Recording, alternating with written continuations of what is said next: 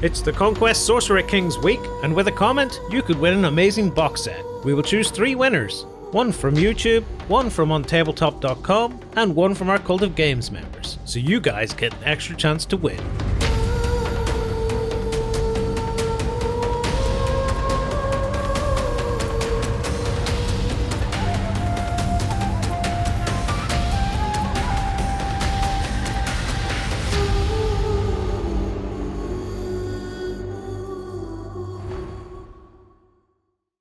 Hello everyone, and welcome to the Sorcerer Kings theme week, where we're going to be talking all things Sorcerer King for Conquest, the Last Argument of Kings, and First Blood.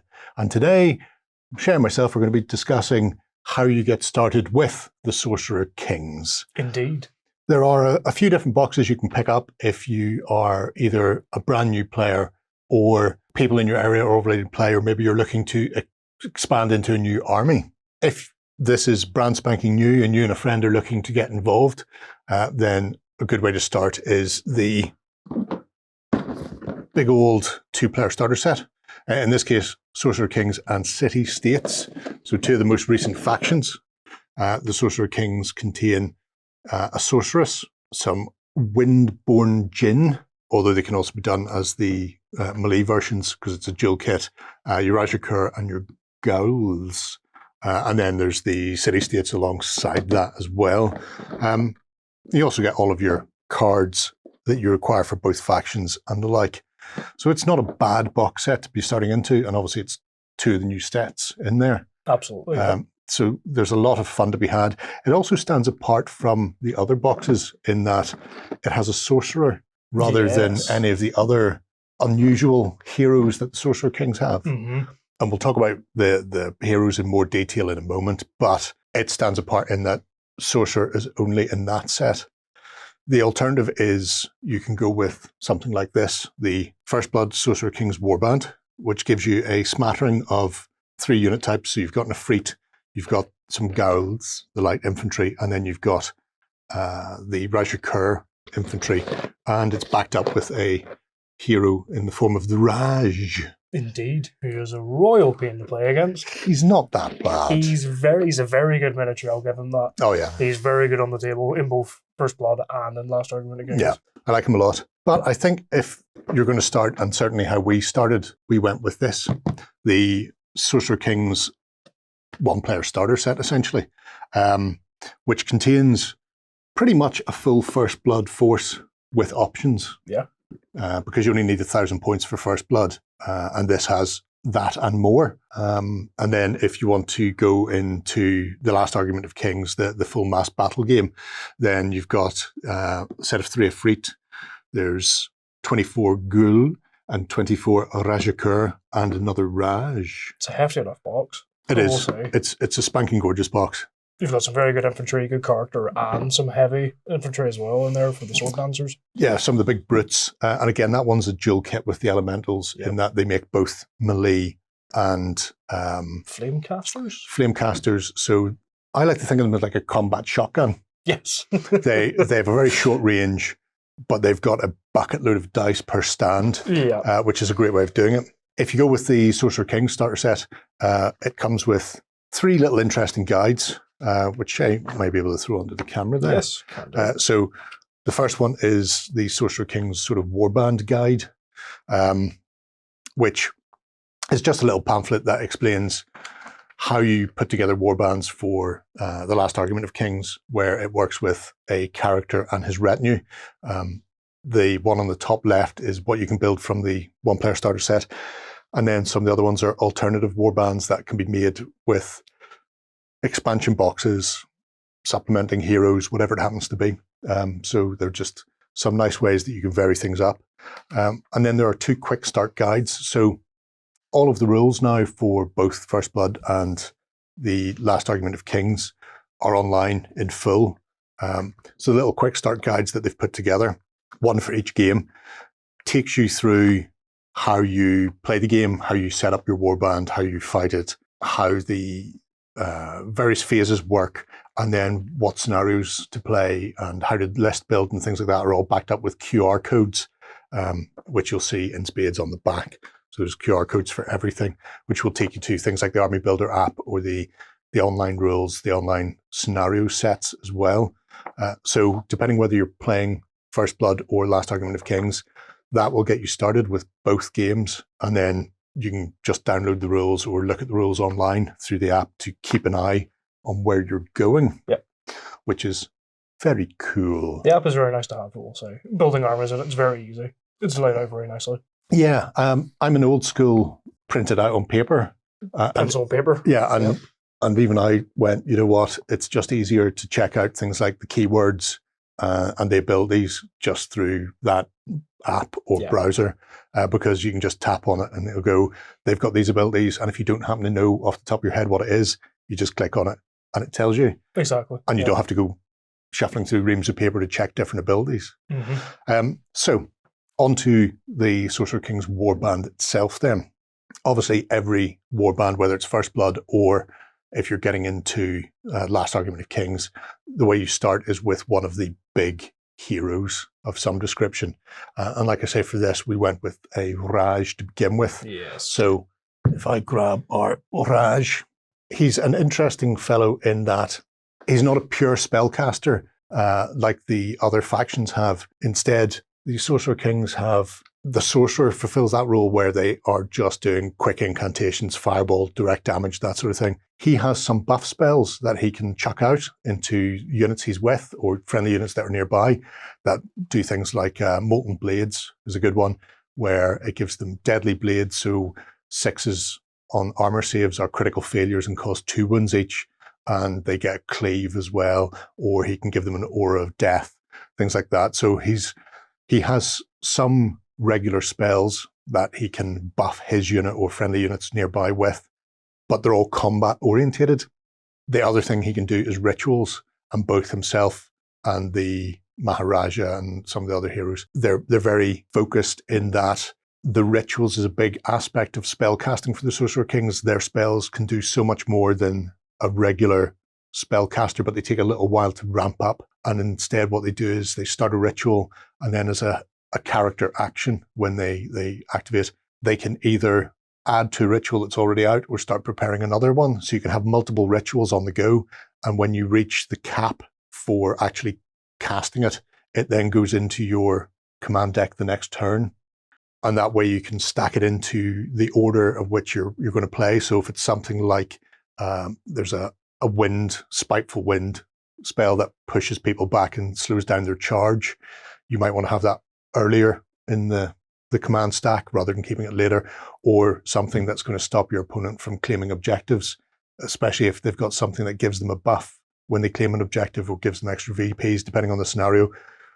All of these rituals are sort of part and parcel of how the Sorcerer Kings play. And when a ritual's effect is completed, you then tie into the elemental power of the Sorcerer Kings as well, because the initial Sorcerer Kings are all fire and air based. And depending on the spell cast, it will tell you you've just completed a air ritual.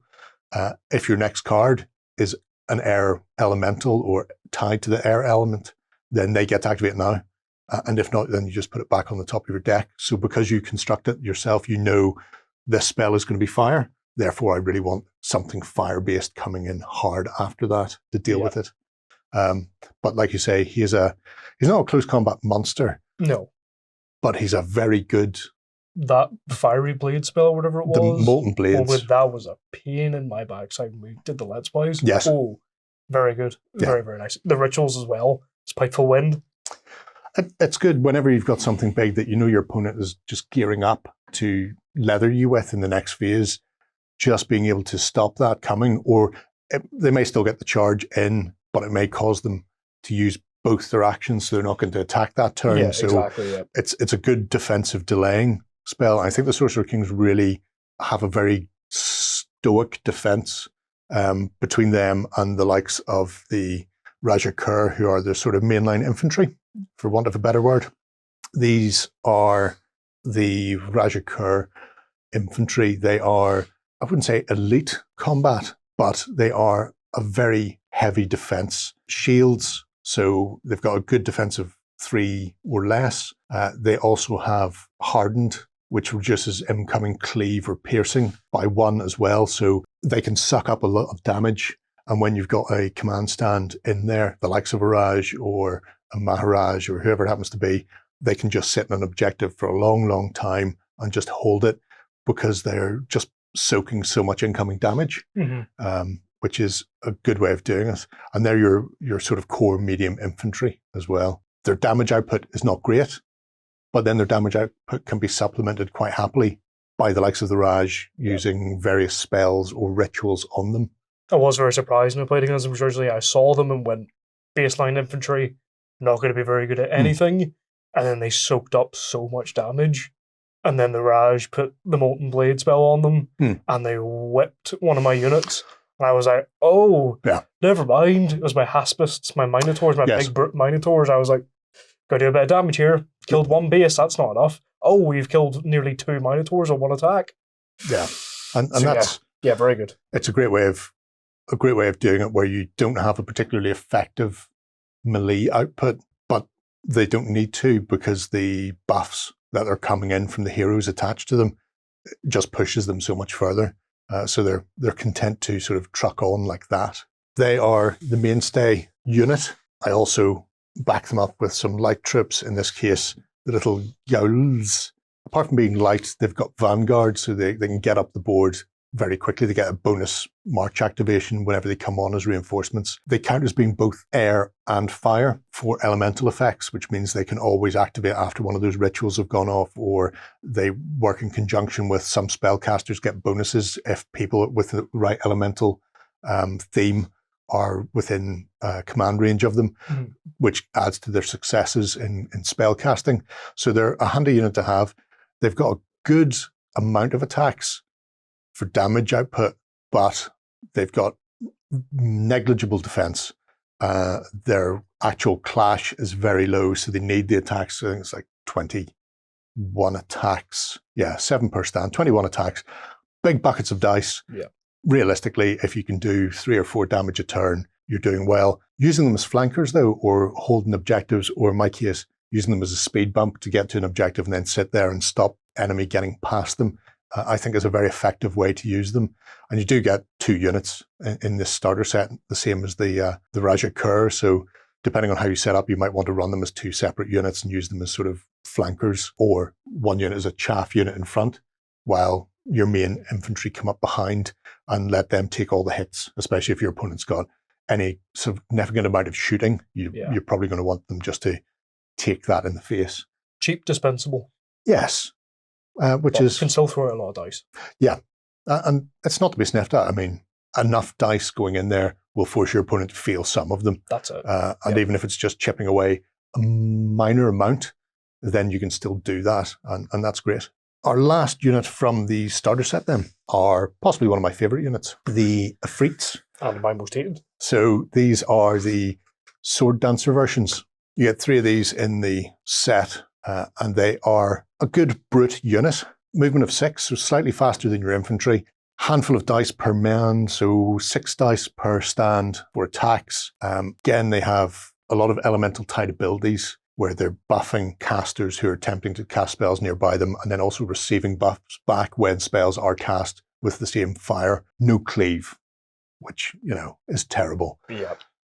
But again, there are ways and means of giving them cleave, so it's not the worst in the world. But just being able to throw out on the charge 18 attacks, 19 with a leader in there, and having a clash of 4 means that most of those attacks are going to hit. So they have a substantial damage output, and they can also be made into the Flamecaster kit, in which case you're looking at a similar number of attacks, so 6 ranged shots per stand, only out to 12 inches, but you couple that with a move. So that's an 18-inch threat range on them. Or if you sit where you are and then just get the take aim to give you a better chance of actually hitting with a volley.